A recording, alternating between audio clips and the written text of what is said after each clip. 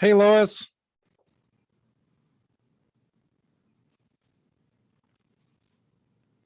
Can you hear me okay?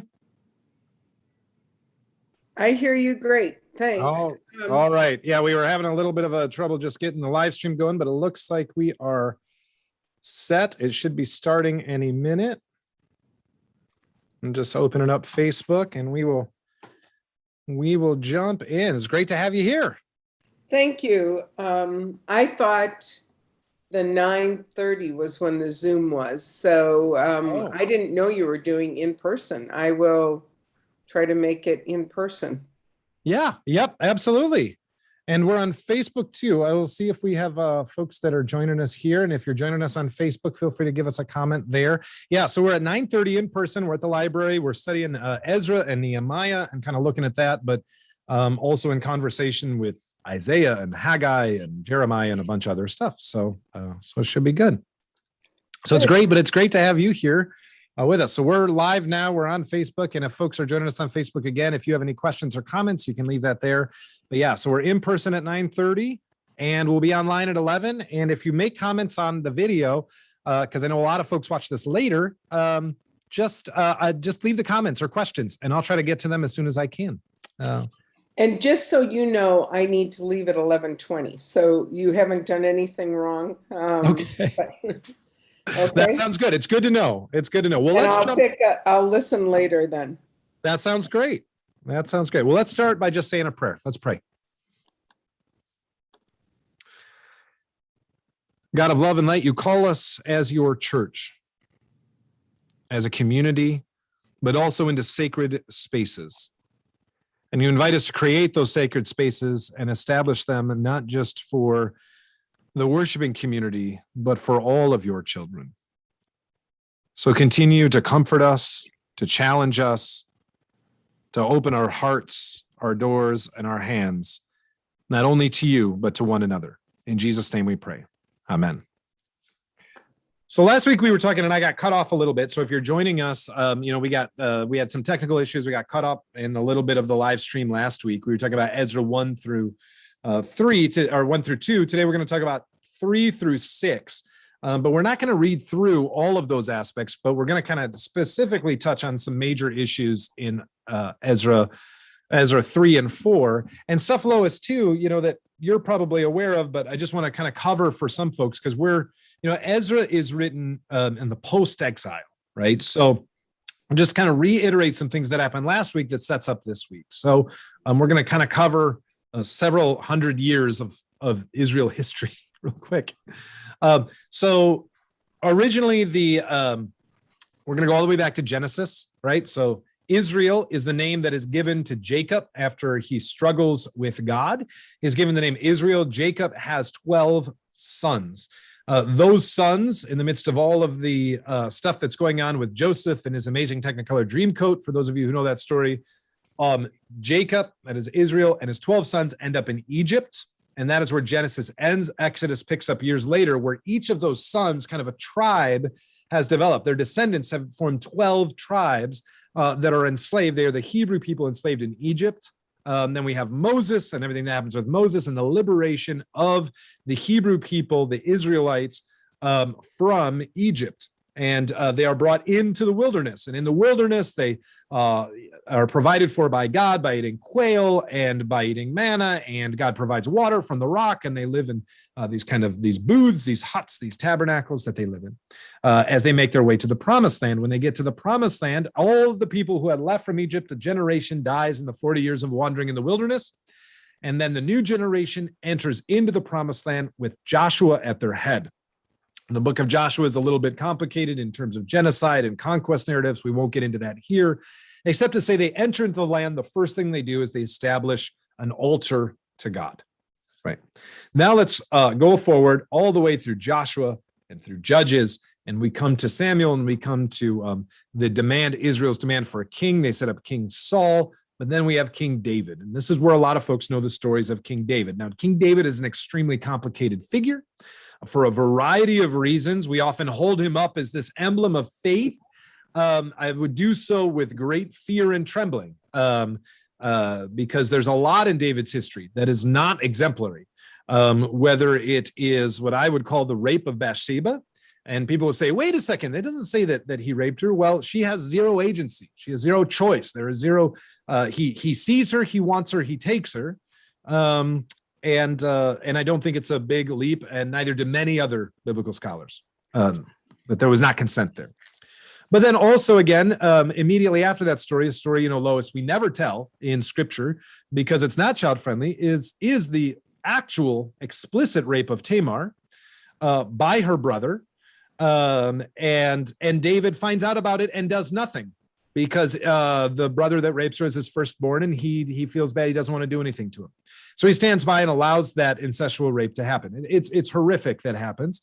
That, of course, Absalom is extremely upset, stands up for his sister, his half-sister, and that leads to this great division, which results in Absalom's death at the hands of David's army. So there's a lot of things going on with David. That's just some of it. I mean, then we're not even talking about other things, David's other wives, yada, yada. But either way, let's talk about what matters for today. And that David, according to Ezra, is amazing because David established the Davidic monarchy. David is the first super legitimate king. And David unites the 12 tribes of Israel, which is huge, right? There are 12 tribes, but they're all Israelites. They're all Hebrews, but they're doing their own thing. David takes the 12 tribes and makes them into a nation. Think of George Washington. Again, also an imperfect figure. You can go down that whole road. But in the idea of those founding fathers of Washington and Jefferson and all that, and the ability to take 13 colonies and create a nation from 13 very different colonies, this is what David does. It's a huge thing.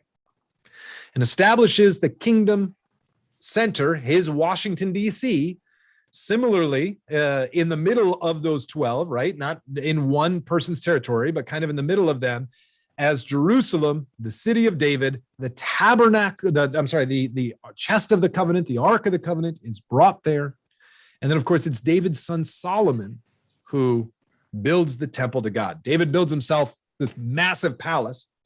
And then after David builds this massive palace out of cedars, then he goes, oh, wow, wait.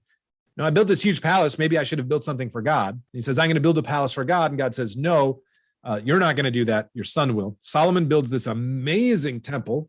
It's like one of the great wonders of the ancient world. People travel, famously the Queen of Sheba, but others travel thousands of miles to behold the temple to Yahweh. Okay. After Solomon, the kingdom splits. The northern 10 tribes become the kingdom of Israel. The southern 2 tribes become the kingdom of Judah. And so we have these 2 that happen in 720, and ever since then. So we're going through, Second Kings, First, Second Kings. We're kind of following the story of the kings in there, and of course, First and Second Chronicles as well, as we kind of follow the stories of the split, divided kingdom. And of course, we get 2 kings, and you get different prophets that are speaking truth to power to the 2 different kings and things like that. Okay, 722, the Assyrians conquer the northern kingdom of Israel, and it ceases to be. Sometimes it's called the lost tribes of Israel, the 10 tribes. They are assimilated into the Assyrian kingdom. And this is an important division, by the way. When you have this split, and this is all going to lead, why does this have to do with Ezra? It'll all make sense in a moment, right? When you have this split between the northern tribes and the southern, there's this deep, ancient, painful division. And think too, Lois, I always think of this division in terms of really old, deep family divisions. I don't know if you have those in your family, Lois. I've got them in mine. And they're almost like a family fight is almost worse than a fight with strangers because they're your family. And so it makes it that much worse. Mm-hmm. And so and this seems to be the case within Israel. The division between the northern and the southern kingdom is extremely contentious. And then part of that is the southern kingdom of Judah, the one that survives, the southern kingdom of Judah, of which the descendants of that southern kingdom is why they are called Jews to this day, not Israelites, but Jews, because they're the Judahites, or those from Judah. The city of Jerusalem and the temple remain in the southern kingdom. So those in the northern kingdom begin to worship Yahweh in other ways on mountains. Most famously, we see this in John 4, right? John 4, where Jesus meets the Samaritan woman at the well, and she says, our ancestors say that we worship God on the mountain, but yours say the temple, right? They have this conversation. The Samaritans are the descendants of those northern 10 tribes that are somewhat assimilated into Assyrian culture and all of that. The southern ones remain, the southern kingdom of Judah after 722 remains until 600, between 600 and 786 BCE, right? So 600 years, so about 609, I believe it was, is when the first Babylonians conquer Assyria, then they conquer the southern kingdom of Judah. There are three major exiles, deportations, in which the Babylonians deport those whom they considered had value, right? So the wealthiest, the most educated, those who the Babylonians felt could contribute to Babylon. They don't take everyone out of all the Jews away, but they take those that offer something religiously, economically, commercially, all of those things. Those are the ones, intellectually, they take all of those as well as all the wealth of Judah, and they take that all back to Babylon in what is known as the Babylonian exile. That happens over three separate deportations, the final of which is 587, 586 BC, when that final deportation takes. This all happens under King Nebuchadnezzar of Babylon. And then you have the Babylonian exile.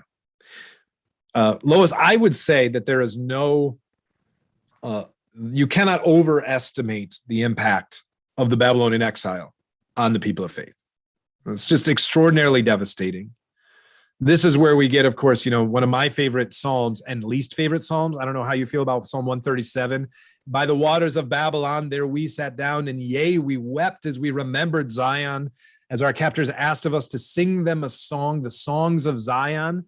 It's just this heartbreaking thing, of course, which ends as happy shall be those who take their little ones, these are the Babylonian little ones, and dash their heads against the rock. I mean, this anger and pain and just, it's awful. But we see this over how long, O Lord, right? These psalms of lament and anguish. The entire book of Lamentations is this. I mean, it is painful and important that we have it. You can't, for a people whose identity were tied up in the land and the temple, to be ripped out of the land and the temple destroyed really asks them to really question who they are and whose they are all over again. And that's what sets the stage for Ezra, right? Because Ezra comes about later, and there's a huge challenge for the Jews in exile not to assimilate, not to become Babylonian, not to give up their eating kosher, these things that set them as holy, right? To be a holy people, and holy, remember, is to be separate, to be a separate people, so that they will not be Babylonian. And even though there are ways in which they kind of do become part of Babylonian culture, a lot of the Jews at the time, we think of Daniel, for example, and others had Babylonian names and Jewish names. Even while they have that, to remain and keep that Jewish integrity, which, by the way, I think that as Christians, Lois, we can often say, like, that's strange, they eat differently and do that. Had it not been for that, it's arguable about whether or not, if they had not had that separation, whether we would still be talking about the Jews today. And this is why we don't talk about the Assyrians or the Hittites or the Sumerians or things like that. We don't talk about these ancient cultures because they were assimilated into other ancient cultures and they ceased to be. It's the extraordinary thing, I think, and the gift of the Jewish people is this continuation. And in all this, we have to remember that, because the church has gone down horrific anti-Semitic things. So, Lois, I know you got to leave us in just a second, so I just want to stop for a moment and say, is there any questions or corrections that you think that we need to make? No, not at all. And boy, what a great summary, a quick summary of the history, back to Genesis. Great job. Thanks. It's hard to do all that, and I think it's helpful because we've got to set the stage to understand, especially like today we're going to talk about Ezra 3 through 6, and it's going to bring all of that back up. That all comes back in this passage. And so that's where we have. So we're actually going to start. I want to start. We're not going to read through all of it, but I want to begin with the entering. So what we talked about last week is then what happens is take care, Lois. Thanks for joining us. Okay, bye-bye. Take care. In 539 roughly BCE, Cyrus becomes king of Persia. And the Persians, let's just have a little bit of ancient history. We got to set the world stage in order to understand what's happening with the people of God. And if you're wondering, what does any of this ancient history have to do with what's happening now? We're going to get there, friends. So just stick with me here for a little bit. So the Jews are in exile in Babylon. A king comes to power in Persia. Now, Babylon is in modern Iraq, right? Persia is modern Iran, right? Now, in the United States, we mistakenly often conflate the two, Iran and Iraq. Well, it's all the Middle East. You couldn't be farther from the truth. These are very ancient, very different cultures, going back thousands, tens of thousands of years prior to the beginnings of Western civilization, right? Everything that we're talking about here, this is way before Alexander the Great and Socrates and all of those things, the quote unquote foundations of Western civilization. This is all happening way before that. These are very different ancient cultures.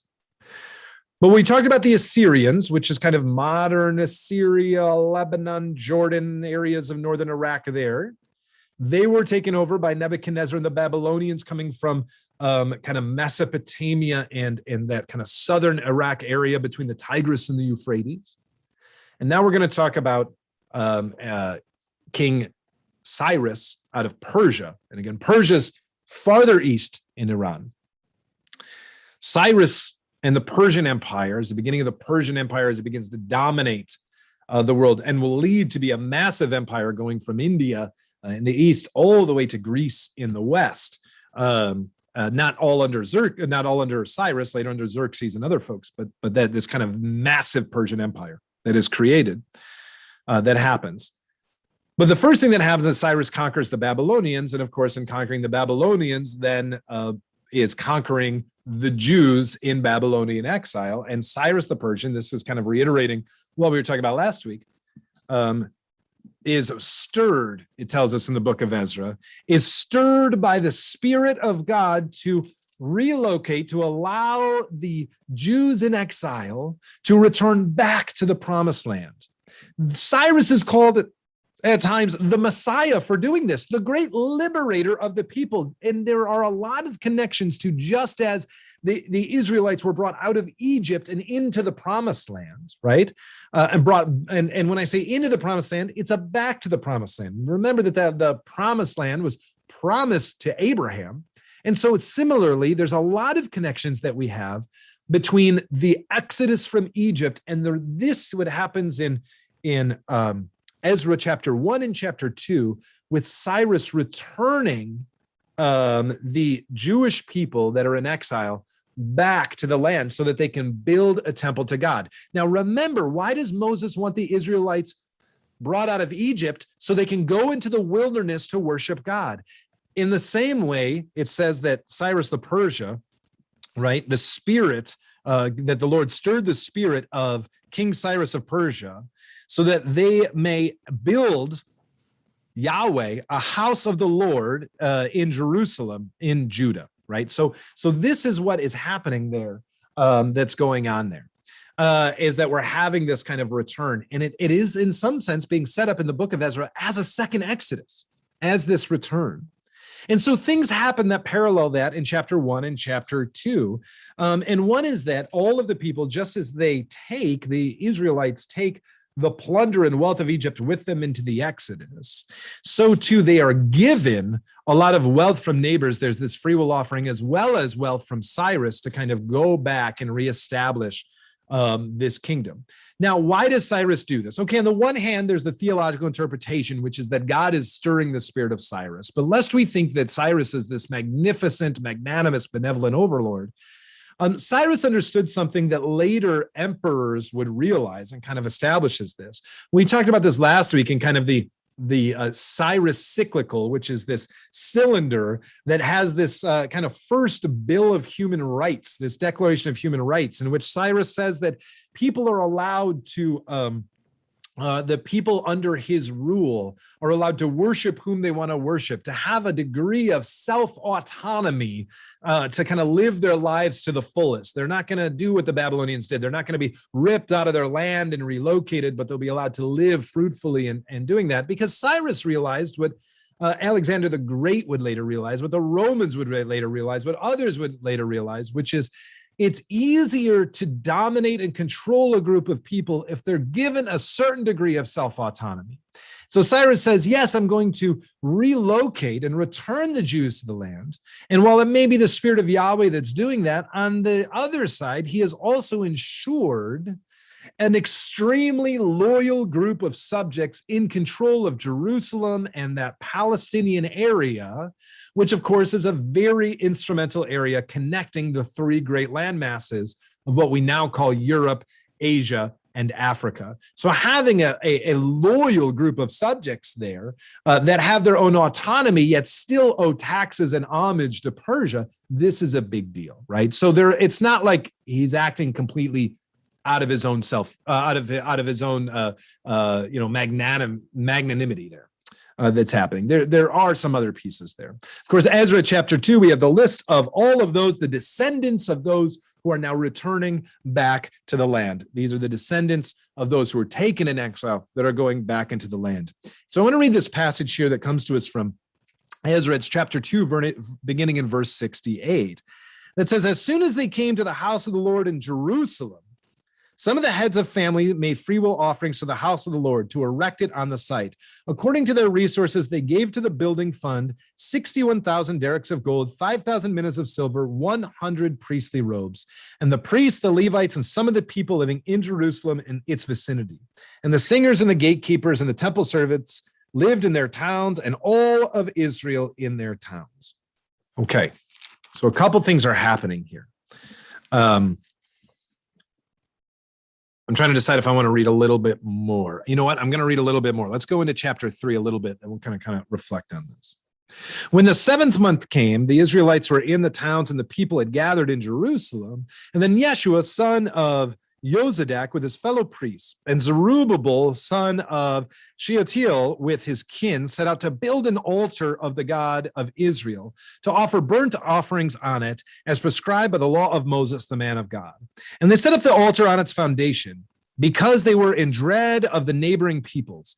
And they offered burnt offerings on it to the Lord. Morning and evening, they kept the festival of booths, otherwise known as the Festival of Tabernacles, as prescribed. And they offered daily burnt offerings by number according to ordinance, as required for each day. And after the regular burnt offerings, the offerings of the new moon, and all the sacred festivals of the Lord, the offerings of everyone who made a free will offering to God.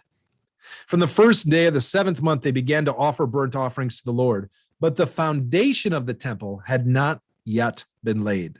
And so they gave money to masons and carpenters, and food and drink and oil to the Sidonians and to the Tyrians, to bring cedar trees from Lebanon to the sea to Joppa, according to the grant that they had received from King Cyrus of Persia.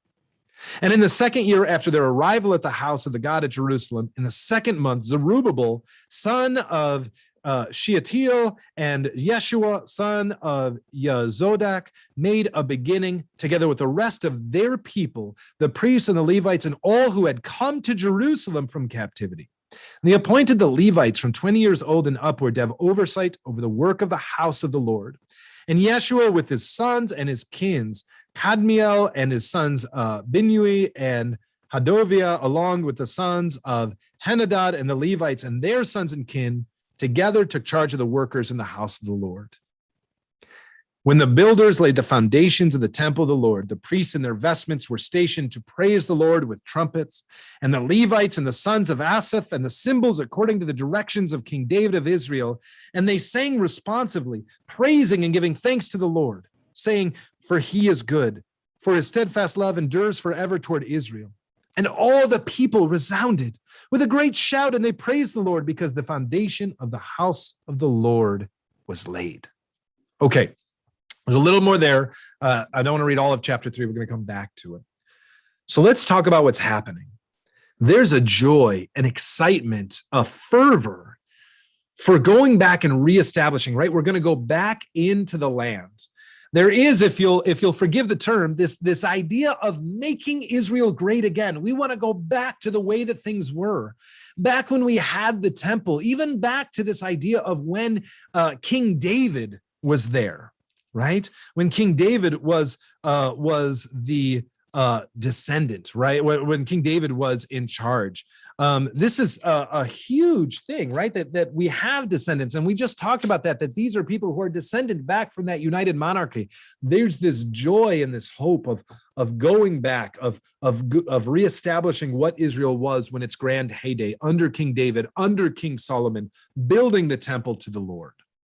And so we see this as they bring their own gifts forward to do this, as they enter the land. And it's fascinating, going back to chapter 2, the first thing it says is in 68, when they enter the land, it says, as they came to the house of the Lord. There is no house of the Lord, right? There is no temple as you might think of it, or as I might think of it. When it says this, they came to the house of the Lord, what it means basically the pile of rubble upon which the temple used to sit. It was destroyed by the Babylonians. There's nothing there. It's a pile of rubble. And yet it's still the house of the Lord. Now, perhaps you've experienced this. I know that I have colleagues and friends who have experienced the horrific trauma of seeing their house of the Lord destroyed, of suffering a terrible fire, of a terrible natural disaster, of seeing their churches crumble or fall or be destroyed. Well, here's something that this says. Here's some good news is this house of the Lord is more than a building, more than a foundation. It is a sacred space. It is a sacred place.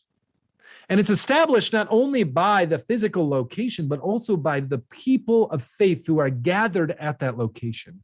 I would say that it becomes the house of the Lord as those who worship Yahweh are gathered on that sacred land. It is the house of the Lord, even though no altar at that time had been built, no foundations had been laid, and no temple has been built. It's still the house of the Lord.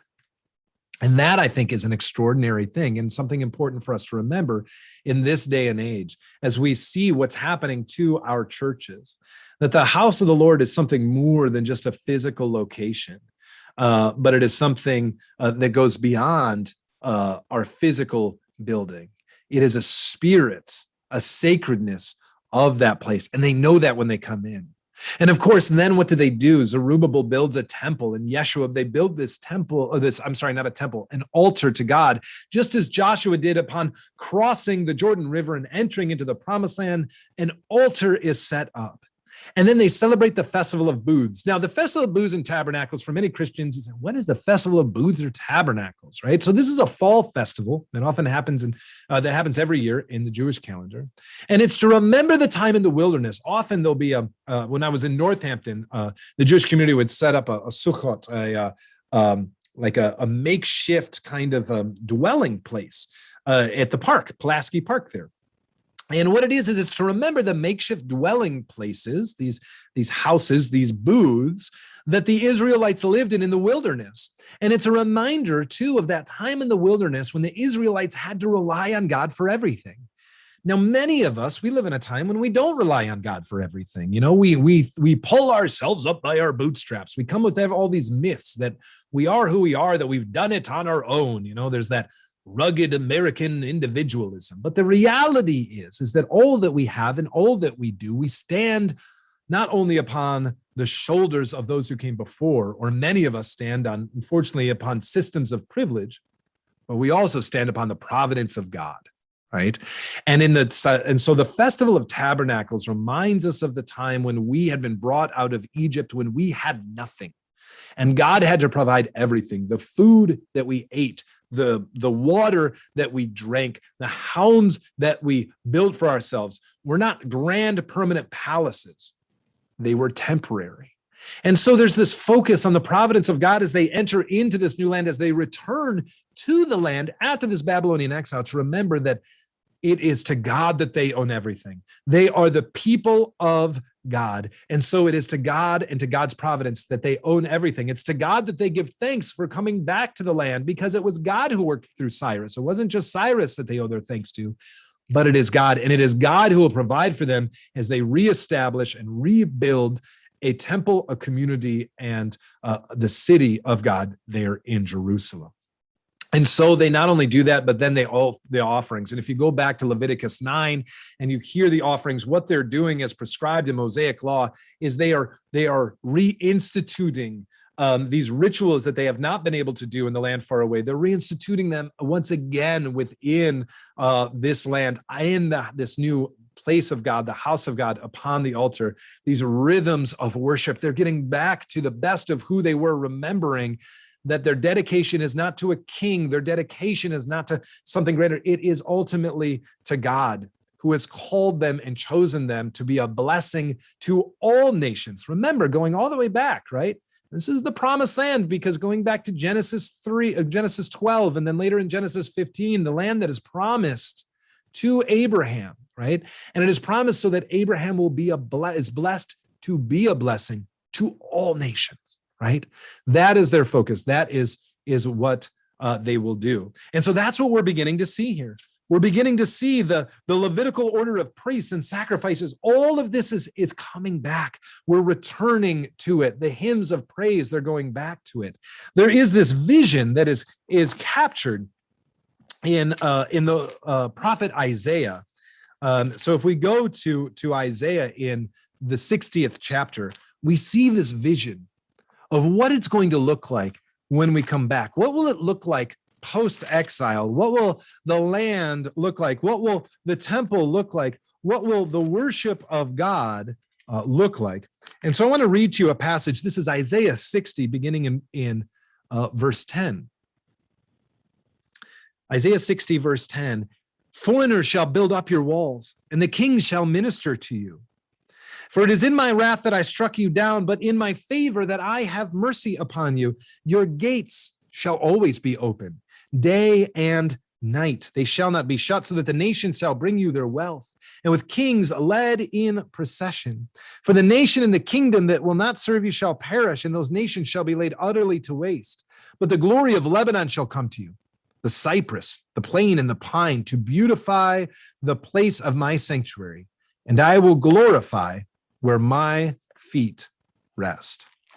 This is what's happening. Did you hear that, friends, right? This kind of like what this vision of what will happen, where all the kingdoms around will come and help rebuild the temple of the Lord. That's what's happening. We hear this in this, the Sidonians and the Tyrians and the cedar trees from Lebanon and the grant from King Cyrus. We're seeing all of this happening to build this place to which the gates will never be open, which will be an agent of blessing in which God will dwell among God's people. For Christians, I feel like you can't hear this without also hearing the echoes of Revelation 21, right? What is the new Jerusalem going to look like? What is this kingdom going to look like? It's a place in which there are 12 gates and the gates are never shut, right? In which all the kings and kingdoms of the earth are welcome, including the ones previously in Revelation that we just heard were just killed.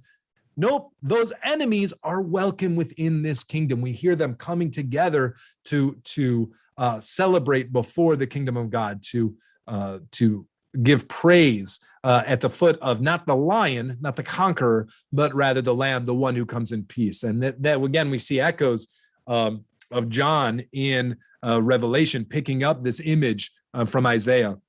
Last week, we talked about what would happen when the kingdom of Israel was restored. And of course, we also talked about the peaceable kingdom from Isaiah 11, right? The shoot shall come out of the stump of Jesse, a branch shall go out of his roots, and the spirit of the Lord shall rest upon him. And the wolf shall lie down with the lamb, and the leopard shall lie down with the kid, and the calf and the lion will play together, and children will play with snakes. And this idea of this beautiful, peaceable kingdom, this is the vision.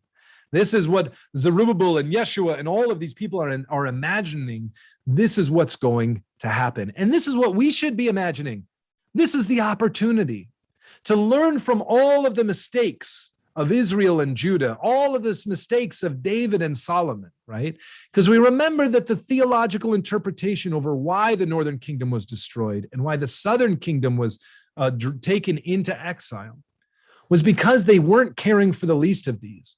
It wasn't that they had stopped worshiping God. No, they continued to worship God. But they had done so. They had done all of their rites and rituals and sacrifices. And they had built their kingdom, but they had built it on the backs of the widow, the orphan, and the immigrant. And when we hear immigrant, we should hear the other, the stranger, not just the foreigner, but also the indigenous peoples of that land. And we remember again, they are blessed, right? The people of God are blessed to be a blessing. They were not being a blessing. They were not caring for the least of these. They were not providing for the widow and the orphan in the land. And so Isaiah and Jeremiah and others, Hosea and Amos, and we have this interpretation that Assyria and Babylon are acting as agents of God, instruments of God's wrath, right? And we hear that in Isaiah 60, right? In my wrath, I was the one that brought you out of the land, yet it's in my favor that I will return you, right? And so what we have here is that interpretation. This is an opportunity not to go back to the way that things were, but rather to make, to recreate the kingdom of Israel, the community of Israel, the people of Israel, as it was intended to be, right? And this is an important difference for us, because I think often we talk about, and of course has been talked about much over the last 7 years, this idea of like, in the States, let's make America great again. But, and aside from the political notions of that, there is times when we look back to nostalgia. Oh, wasn't it great back when X, Y, and Z was, right? We look back with those kind of literally rose-colored glasses. And when we look at it with rose-colored glasses, we don't see the past as it actually was. We see what we choose to see. And in the same way that we can look back at our own American past and see, okay, well, let's make America great again. Then the question comes of when was that? When was that? Was it back during the time of Jim Crow? Was it back when we had child labor, before we had laws that prohibited child labor? Was it back during the time of vast wealth inequality and robber barons and those moments? Was it back when we were committing genocide against the indigenous peoples of the land? And back when women had no rights? What were those moments? Now, that isn't to say that there weren't incredible things that also happened in our history, but there were also lessons that we must learn from. There are terrible things that happened that I, for one, and I suspect many of you, we don't want to go back to that time. In the same time, Israel, there were incredible things that happened that the nation of Israel did together, acts of incredible bravery and faith and all of this that happened under the reigns of David and Solomon and all of that. But let's also remember that David, as we talked about, had his own issues, and we don't want to necessarily go back to that time when the kings did abuse their power as God said that they would, or go back to the time of Solomon, who built the first temple, but did so by enslaving the indigenous peoples of the land, right? Take a moment to remember the irony of that. Solomon building a temple to the God who called a nation of slaves and liberated a nation of slaves out of Egypt, right? A God of slaves, a God whose most common attribute is, I am the Lord your God who brought you out of the land of Egypt. I am the Lord your God who saved you from slavery. King Solomon then enslaves people to build a temple to the God of slaves. You see how the irony of that? Maybe let's not go back to that, right? But let's do go back to some of the good things that came out of that time. And that seems to be where we're setting things up here, right? Let's lift up those important things. Point in case, when the first temple was built, it was built with the wealth of the kings. The kings helped provide for it. But this one, did you hear that piece that comes to us from Ezra chapter 3, verse 7, where it says, so they gave money to the carpenters, right? Or even before that, where it talks about the free will, right? That there was this offering according to their resources. They gave it for the building of the new temple. Later, it talks about how they took this free will offering, right? This is not a top down, but it is also a bottom up. It is the people, the community. And remember, God is not interested in kings. God is not the one who wants a king over Israel. God wants a community, right? A priestly kingdom and a holy nation, a community dedicated to loving God, loving one another, and loving themselves. Now, for those of you who are like, wait a second, Eric, that's Jesus. That's not that. Remember, Jesus is just quoting Deuteronomy 6 and Leviticus 17, when Jesus talked about the greatest commandments, right? That's what God wants. And so here we're seeing that they're not going back and trying to establish a new king. No, they're establishing a community, and the funds, the money that's coming, this is coming from within the community. So let's take a quick stewardship moment and just say, for those of you who belong to churches, we think of churches as these external, large separate institutions. That's not what the church is. Right? Remember that the church is the community. We don't buy or sell anything. We are a community that shares our resources in order that we may be a blessing and God's agent of blessing to those around us, to serve our greater community and to invite people to see the ways in which God is working in their midst. Right? It is in sharing those resources. When we share our offerings, we are sharing who we are and what we have to God, recognizing, number one, it is God's in the first place. And secondly, we are giving to the community because we are part of this community. And that means we share ourselves, we share our resources with God and with one another. That is what's happening here. That brings us through verse 11. Now, someday, I'm going to write a book with my friend Rob McCoy. We've talked about this, and those of you who listen to Pulpit Fiction know this, and we're going to call it Holy Butts, because there's always these butts that butt in. And so we start with verse 12. Everything seems to be going right, but verse 12, we're beginning to get the inkling that something's not right. Verse 12 says, chapter 3, Ezra, verse 12, but many of the priests and the Levites and the heads of the families, old people who had seen the first house on its foundations, wept with a loud voice when they saw this house, though many shouted for joy, so that the people could not distinguish between the joyful shout from the sound of the people's weeping, for the people shouted so loudly that the sound was heard far away. There is a joy and a lament. Why this lamentation? Is it the lamentation of an unrealized ideal, right? Of, like me, when I say there'll never be a car as great as my first car that I ever drove, right? Or this pastor we had back in the 50s was the best pastor, and no one will ever measure up to that pastor, right? All of those different things, right? We have this nostalgia sometimes that we lift up to an unattainable measure. Is it that we have those who had seen the first house of the Lord are thinking and saying, this is great, but it's not nearly, it's the foundation, but it's not nearly as great as it was? Are these tears of lament? Are these wails of joy as they anticipate the possibility of what might happen? And perhaps it's a letter of grief, an acknowledgement of everything that is lost, which they know because they remember what was, they know what had been lost. And so is there this moment of realizing how much they have lost and how much, to some extent, they were complicit in that losing? Or just taking a moment and seeing what can be and taking a moment to grieve what was. We often don't make moments for grief, even in here, right? This is one thing with the community. They don't make a place for that grief. They just shout joy over it. As we are emerging from our own exile, this time of pandemic, I hope that each of our communities will create a space of grief. We're doing it here. See if I can grab this piece here. Is this going to be backwards? Or it is. It's going to show up backwards. But we have our Grieving Together workshop and weekend that we're doing for the whole community. It's going to be Saturday, November 13th and November 14th, to create a space to grieve.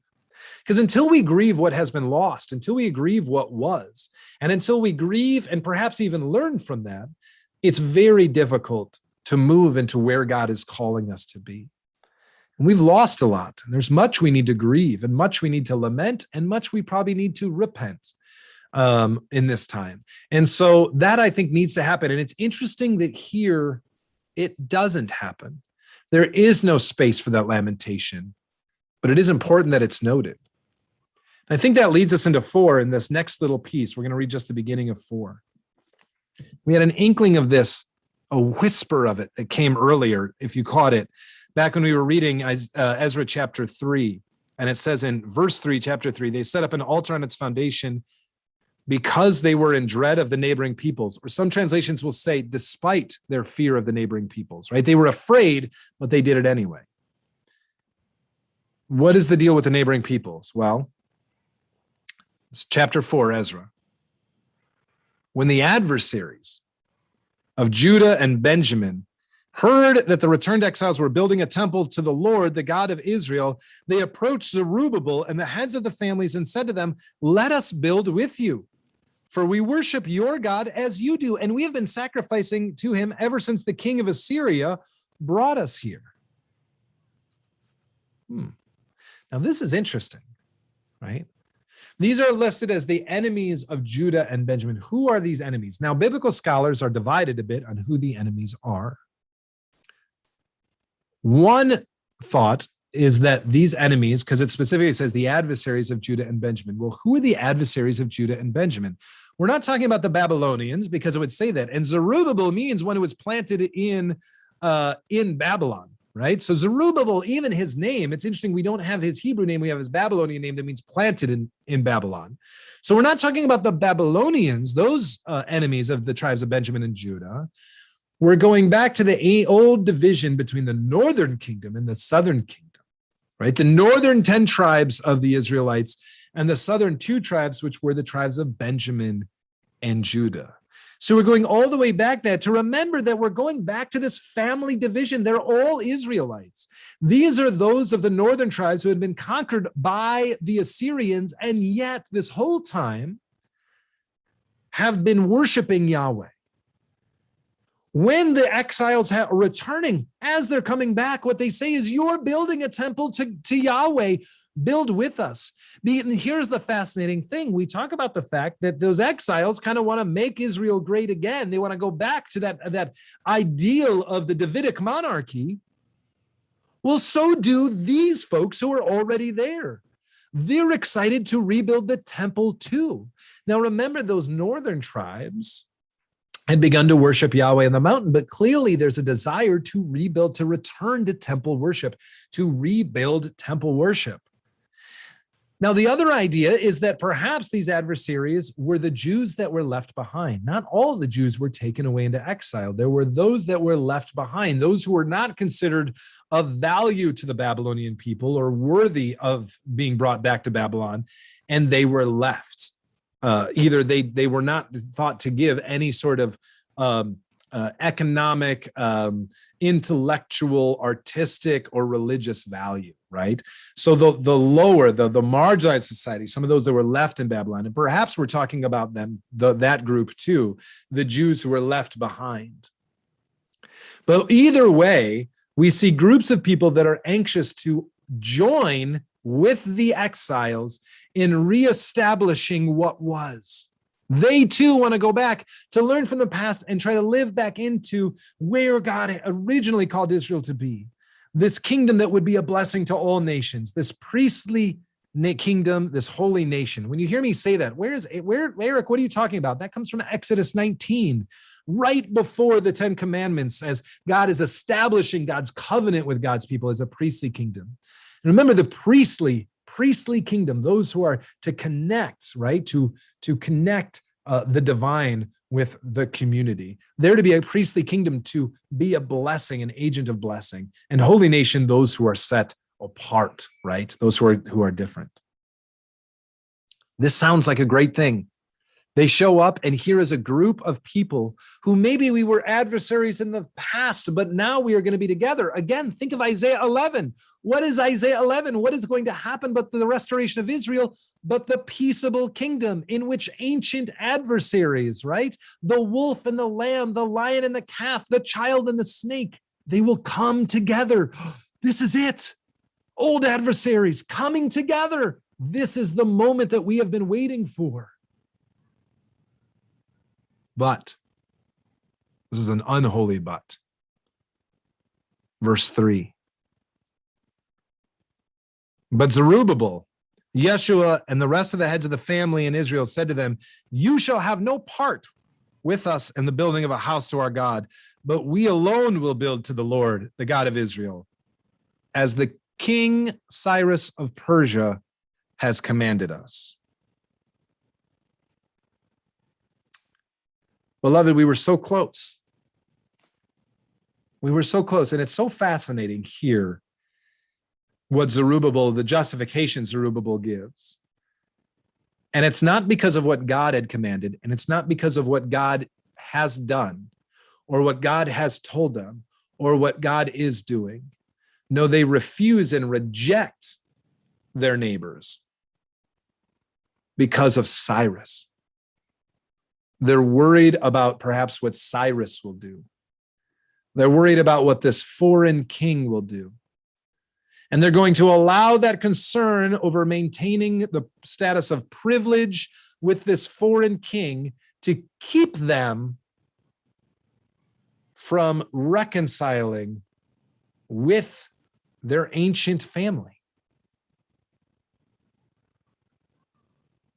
And yet, is this not the story of so many denominational divisions, so many church divisions, so many family divisions? I wanted to be careful here because it's easy and unfaithful, I think, for the ways in which Christians have sometimes characterized this in anti-Semitic and anti-Jewish ways. This is not something that's unique to the Jewish people. This is a human temptation. The temptation of power. It's the temptation that goes back when, just as Israel begins to go down their wayward way, the moment that they begin asking for a king because they want to be like everyone else. In the same way that here now they're worried about other kings, in the same way that the Christian church for eons and ages has been worried about establishing themselves not as that prophetic voice, that power of truth and mercy and justice, but instead aligning themselves with the powers that be, with kingdoms, even when they see those kingdoms doing unfaithful, unholy things. And so we come so close and yet go so far. Now, as we move on in chapter 4, what we see is this kind of projection into the future, this ahistorical. We step out of the narrative and talk about this tangent of which then upon being rejected, those that are in the land, these quote unquote adversaries, then appeal not to King Cyrus, because King Cyrus won't hear it, but then to King Cyrus's successors, Xerxes and then Artaxerxes after him, appeal to them and basically try to get those kings to work against the kingdom of Israel. And what we'll see is this unfortunate turn of events from this holistic imagining of what this new kingdom would be to this very exclusionary, isolated kingdom. Or community, I should say, not kingdom, but community. And so what we're going to begin to see is instead of building the peaceable kingdom, instead of seeing this transformation of heart, the peaceable kingdom in Isaiah, or this new heart transplant in which is dedicated to God, what we're going to see instead is this movement toward relying on, first in the building of the temple, and then in the establishment of the community, and then in the building of walls, to be this kind of exclusive community dedicated to God over and against others, over and against foreigners, over and against even those who are left in the land. And we're going to see that turn happen. And we're going to see this kind of this cycle. So we're going to see this again of what happens is that we have this kind of envisioning, this beautiful vision and imagination. And then we're going to see this opposition. And then we're going to see kind of an exclusivist response to that opposition as the temples are built, as the community is rebuilt, as the walls are rebuilt. And then, of course, by the time we get to the end of Nehemiah, we're going to see this reflection on what is the result then, what happens in all of this. But in this last couple of things, I would ask you, friends, to think about this and think about what is the purpose of the church building, the physical structure. When we talked about this in Bible study this morning, I want to share with you some of the ideas, the thoughts that were lifted there.